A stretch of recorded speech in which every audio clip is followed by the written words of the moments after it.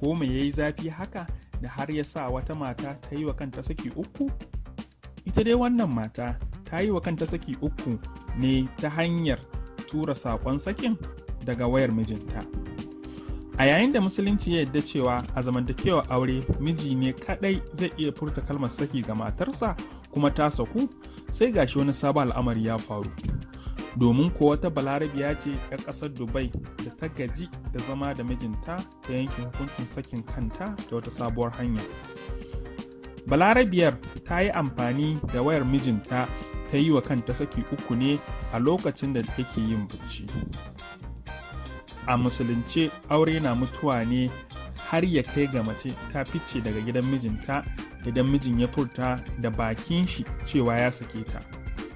Idan mace na so mijinta ya sake ta, sai ta bi ta wata hanya wacce addinin musulunci ya shar'anta, inda matar za ta je gaban alkali ta nemi mijin ya sake ta.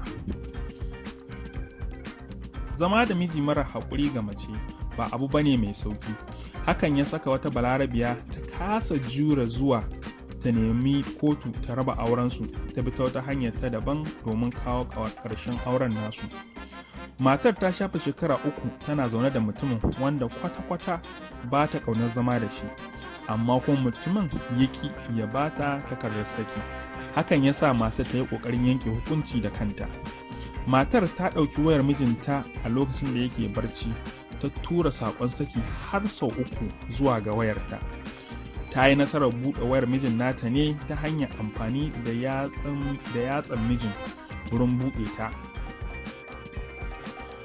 Bayan wannan al'amari ya faru, wani babban malamin addinin musulunci wanda suka je suka nemi fatawa wurin shi ya bayyana cewa aiko saki ya so. Hakan ya sa matar da mijin suka garzaya kotu domin neman yanke hukunci. Bayan kotu ta saurari kowane ɓangare, sai ta buƙaci mijin ya saki matar.